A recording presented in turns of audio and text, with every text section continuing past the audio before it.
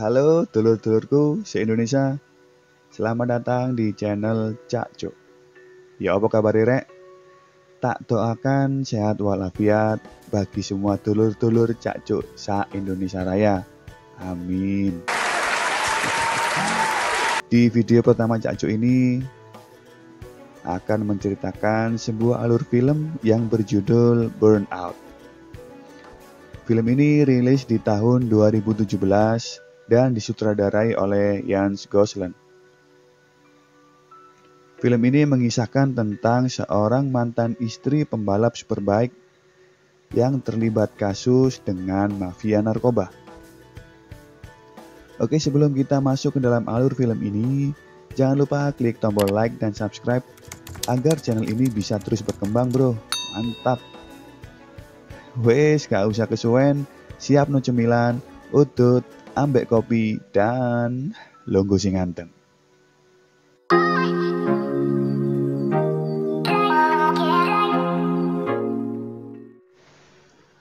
Tony Rodriguez merupakan seorang pembalap motor yang memiliki cita-cita untuk memasuki dunia balap profesional.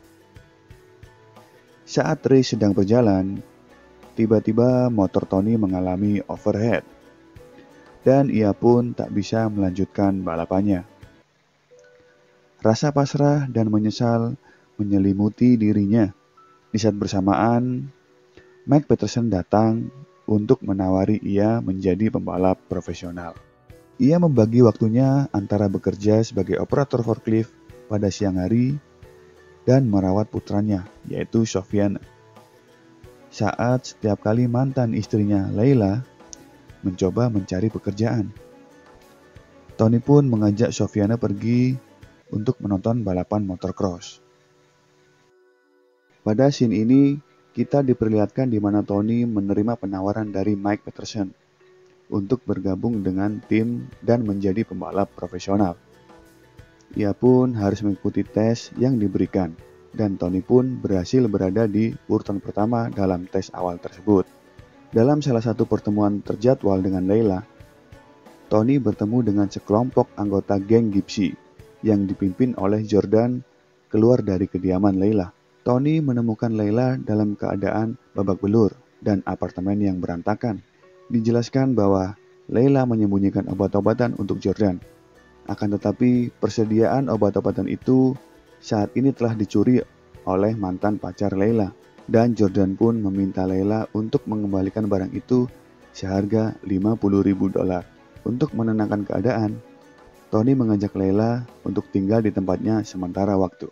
Dalam upaya untuk membantunya, Tony pun mencari informasi tentang Jordan dengan bantuan teman masa kecilnya dan pemimpin geng jalanan saat itu, yaitu Moshe.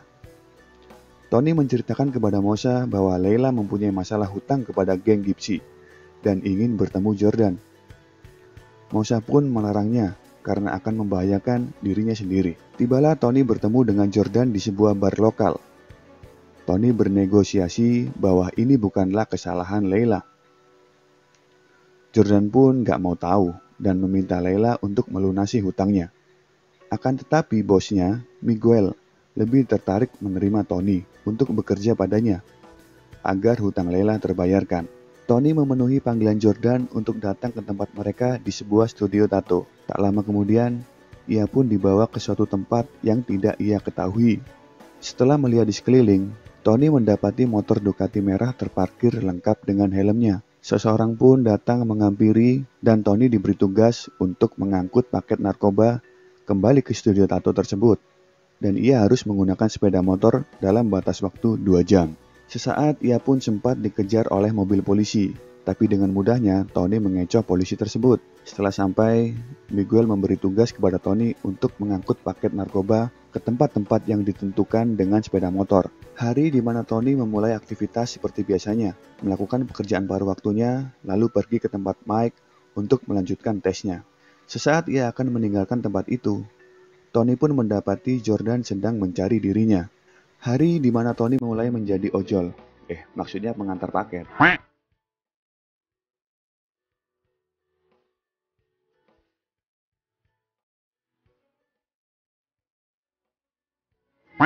Di tengah-tengah perjalanan, setelah memasuki pintu tol, lagi-lagi Tony pun dikejar oleh 2 orang polisi yang juga menaiki motor. Dengan begitu mudahnya, ia pun berhasil mengecoh kedua polisi tersebut hingga ia telah sampai di tempat tujuan.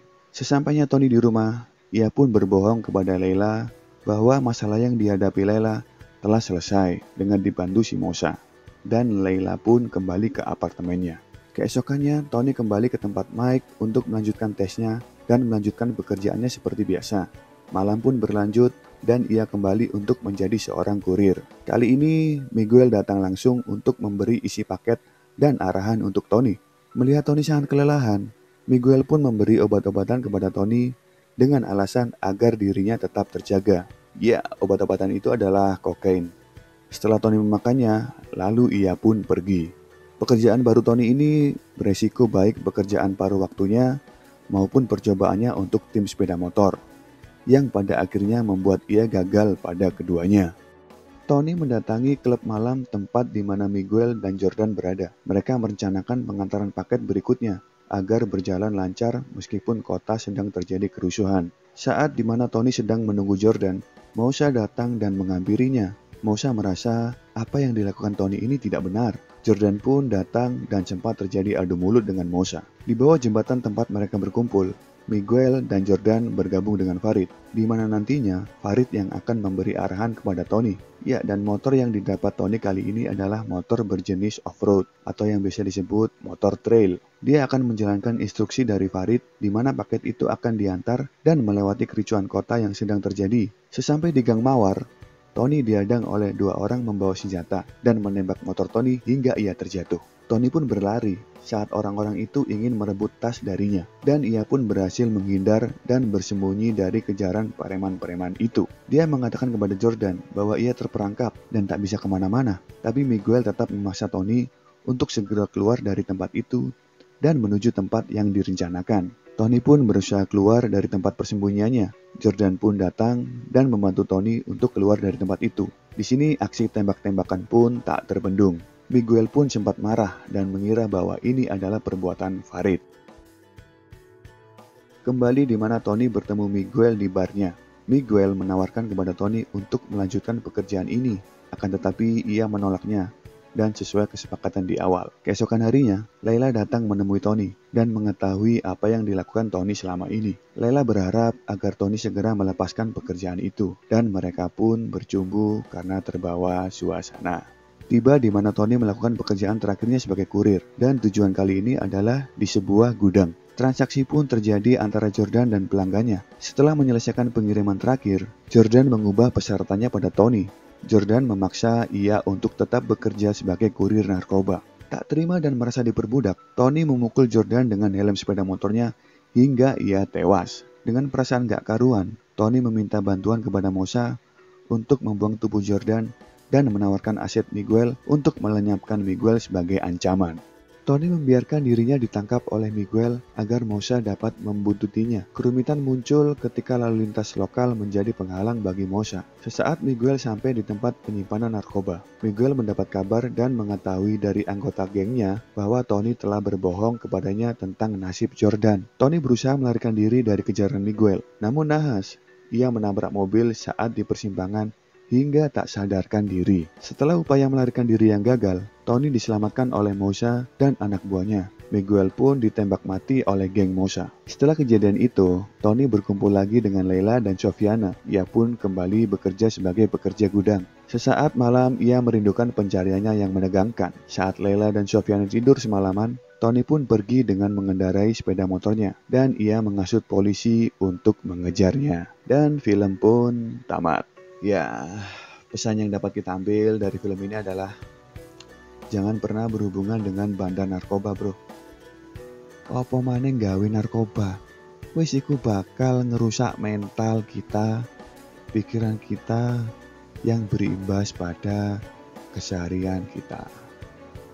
Oke, sekian alur cerita film dari saya dan salam caco.